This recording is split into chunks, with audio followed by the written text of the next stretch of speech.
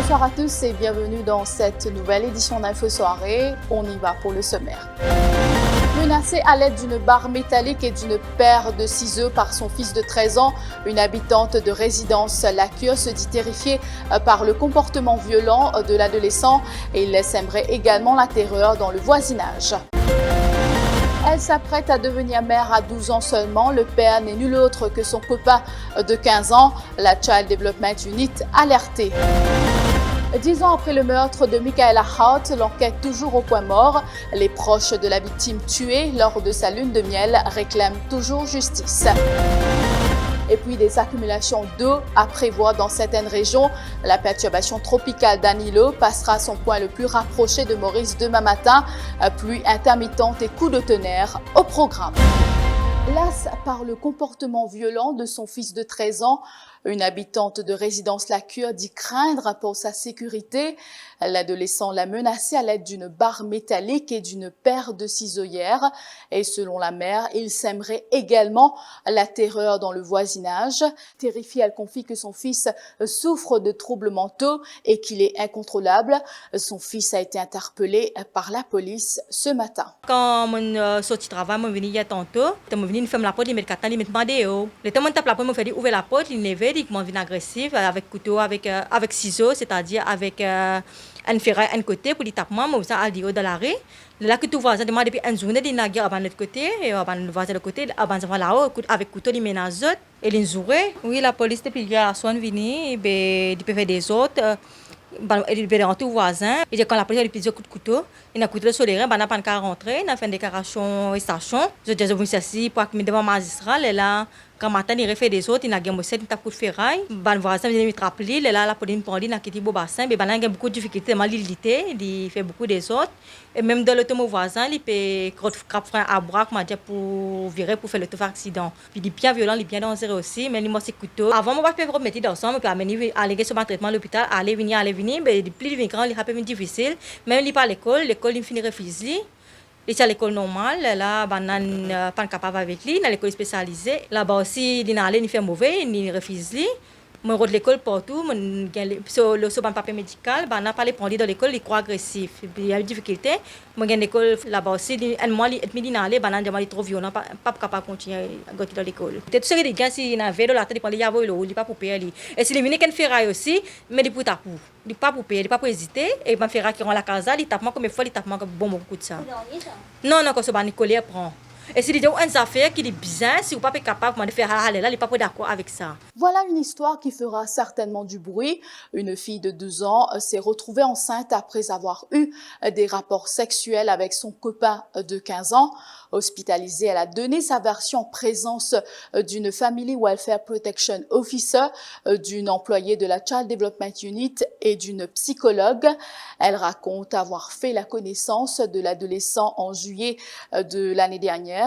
Ce mineur qui habite le nord de l'île l'avait accompagné chez son grand-père où ils ont eu des relations sexuelles.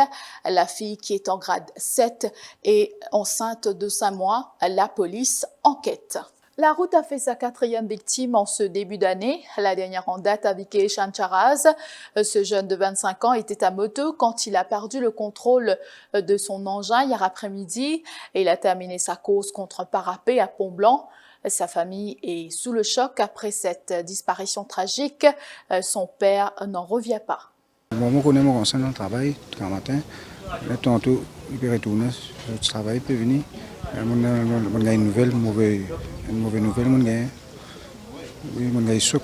Je vais dans cette place, je tiens des camarades en moi. Je prends mon auto, je allais. Mon camarade, il passe à l'hôpital avant, on s'en fini à mener l'hôpital. Je passe à l'hôpital, et quand on passe à l'hôpital, on s'en va à péter pour qu'on s'en va. Je finis de décéder sur les coups, aussi même. Mon garçon, c'est une populaire. Il n'est pas si mauvais. C'est un bon garçon. Mon grand garçon, 25 ans. Hier, je vais rester tout. Avant-hier, je vais aller il y a une carré tomate. C'est une carré tomate. Je vais une nouvelle, je vais me faire accident. Je reconnais qu'un matin, dans le travail, je vais faire ce travail. Avec ces motos.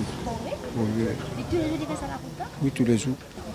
Oui, après je peux faire catering. Oui, ça, au week-end, tu peux le faire 4 heures. Oui, avec nous. Oui, oui. Quand on fait sur l'ouvrage, on nettoie la cage, tout ce que fait. 10 ans se sont écoulés depuis le meurtre de l'Irlandaise Michaela Hout. À ce stade, l'enquête est au point mort. Les proches de celle qui avait été tuée lors de sa lune de miel dans un hôtel à Maurice accusent les autorités mauriciennes de manque de respect et d'inaction, rapporte le journal The Irish Times. La famille de la défunte est très remontée contre Port-Louis car le flou persiste autour des circonstances entourant ce meurtre commis dans une chambre de l'ex-hôtel Legends à Grand-Goube.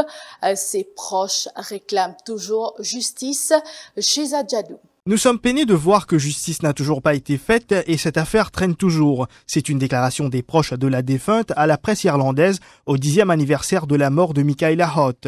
En lune de miel avec son époux John McAreevy, 10 jours après son mariage, la jeune femme a été victime des cambrioleurs qu'elle avait surpris dans sa chambre d'hôtel.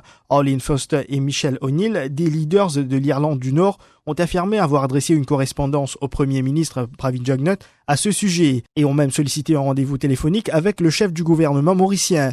Mais elle affirme être toujours dans l'attente. La famille Hout avait fait le déplacement à Maurice en 2017 et avait rencontré la police mauricienne. Elle affirme avoir eu la garantie que l'enquête est toujours en cours. Mais les proches de la victime affirment qu'à leur retour en Irlande, rien n'a été fait. À la presse irlandaise, ils ont affirmé qu'ils ont passé les 10 dernières années avec des faux espoirs de Maurice. Un camion a terminé sa course contre les rails du métro à Barclay ce matin après une sortie de route.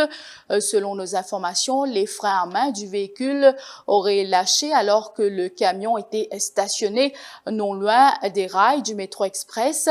La police est intervenue pour retirer le véhicule qui est resté sur place pendant plus de 30 minutes, causant ainsi une perturbation dans les dessertes du métro. Les ingénieurs ont inspecté les rails et jusqu'ici n'ont noté aucun dégât des infrastructures. Je vous retrouve après la pause.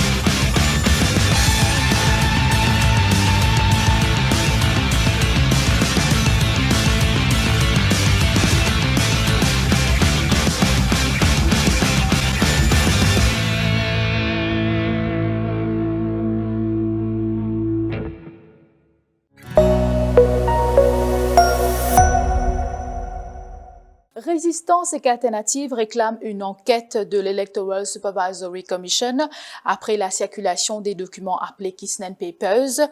Pour Stéphane Guat, membre de ce mouvement de gauche, l'Electoral Supervisory Commission a le droit d'enquêter si ces documents démontrent que les dernières législatives n'ont pas été free and fair. Une correspondance a été adressée en ce sens au commissaire électoral Irfan Rahman et à l'Electoral Supervisory Commission. Stéphane Guat s'explique. À travers justement Kissnen Papers, nous avons la possibilité pour trouver avec bonne évidence un cas côté une déclaration frauduleuse probable qui finit faire par un candidat dans une élection générale. Mais ici, l'ENA dans ce mandat justement pour veiller à ce qu'il y ait une élection free and fair. Donc si sa bonne déclaration là peut montrer que justement élection pas free and fair parce qu'il y a une déclaration frauduleuse, et qui, ici, d'après la loi Representation of People's Act, il y a une offense criminelle, mais ici, il a droit à enquêter. C'est ce qui nous peut demander ici faire. Sortez de vos postes à responsabilité et soyez à l'écoute. Plaidoyer du cardinal Maurice Piat cet après-midi. C'était lors de la messe marquant les 175 ans d'existence de l'église Saint-Jacques à Souillac cet après-midi.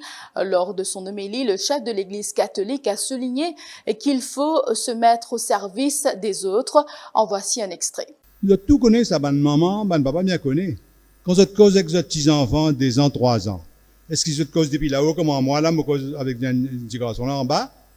Nous pas mettre les pieds par terre, nous pas ciser, nous pas prendre les au genou, nous descendre à son niveau, non? Pour les capables, tendre nous, comprendre nous, et comprendre un peu, pour nous gagner une relation. Un papa et une maman descendent. Ils descendent, c'est pas juste physiquement. Descendre pour un papa, une maman, un parent, c'est écoute ses enfants. Pas juste donner l'ordre. Bien sûr, besoin de donner des conseils. Mais besoin écoute-les aussi. Qui peut vivre, qui sont difficultés, qui sont des souffrances, qui sont des tracas. Un mon père, il besoin de descendre par exemple sur la queue, descendre dans le quartier, descendre pour rencontrer ban du monde. Un professeur, pas grave, cause depuis là-haut, tout le temps, causer. Il vient descendre, qui était sur les élèves, comprend, et accompagne les élèves dans des difficultés, écoute les autres qui ont des difficultés, il vient descendre. Nous tous, dans tout, poste de responsabilité, et dans ça, mouvement qui nous vient faire. Tout à fait autre chose à présent, des accumulations d'eau à prévoir dans certaines régions. La perturbation tropicale Danilo passera son point le plus rapproché de Maurice demain matin, soit à 4 heures du matin. Pluie intermittente et coups de tonnerre au programme, selon les prévisions de la station météo de Vakwa. À 16 heures, elle se trouvait à environ 205 km à l'est-nord-ouest de l'île et se déplace dans une direction générale de l'ouest-sud-ouest à une vitesse d'environ 15 km par heure. Les explications avec le prévisionniste Fawaz Dilmahomed. Et là, ce mouvement-là, nous attendons qu'il passe ce point le plus rapproché de demain matin, dans les environs de 4 heures du matin. Et là, sa trajectoire-là, là pour le moment, entre Maurice et Rodrigue, nous avons un nuage assez convectif qui est assez loin. Nous allons dire environ 200 km à l'est de Maurice. Là, dans la soirée, c'est quelques nuages associés à la circulation des systèmes qui peut traverser nous. Et ça débute de nouvelles nappes passagères, principalement l'aubaine hauteur et même la moitié est de l'île. Et éventuellement, tard durant la nuit, il est possible de gagner les autres formations de nuages convectifs avec le système. Donc, ça des cas occasionne une nappe qui peut modérer par moment avec risque gain d'orage aussi. Et pour demain aussi, le temps il vous reste toujours nuageux avec ben appli qui peut modérer par moment avec accompagné d'orage aussi. La prudence est fortement recommandée. Et puis pour terminer, Boon Hai Min, dit chinois marrant, sera sur scène au Trianon Convention Center pour un one-man show le vendredi 29 janvier prochain. L'humoriste et comédien français d'origine chinoise et cambodgienne vous proposera un nouveau show intitulé « Le monde appartient à ceux qui le fabriquent ». Entre acidité, franc-parler, engagement et impro, Boon Hai Min va vous faire voyager dans sa tête. Il vous prépare le meilleur du mieux, car ces vannes ne sont pas de la contrefaçon. Voilà, c'est la fin de cette édition d'Info Soirée. Merci à tous de l'avoir suivi et bonne soirée sur toutes les plateformes du Défi Media Group.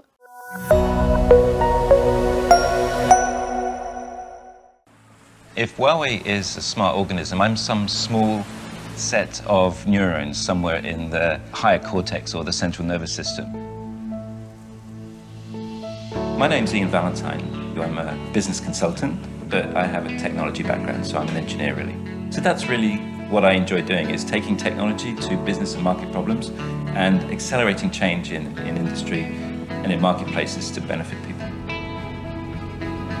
And when you look at the rate of change of, say, fibre penetration, in comparative terms, almost overnight, Mauritius has gone from the dark ages to the smart ages. In terms of trialling new technology, you have everything you need. You have fast market adoption, the ability to get to critical mass quickly, an innovative population that is open to new ideas. So in Mauritius, I found a combination of peaceful, tranquil beauty and a purpose. In fact, the technology and the skills in Mauritius, I believe, are going to accelerate even faster ahead of the rest of Africa. But then the learning that's in Mauritius will get exported back to many of the countries in Africa as a technology incubator. So the next big wave that I see for Huawei is actually making a more intelligent world. And not an intelligent world that overpowers us as human beings, but an intelligent world that makes the world a better place for us as human beings. It's a joy to work for Huawei Mauritius because each one of our efforts has more impact, or more visible impact.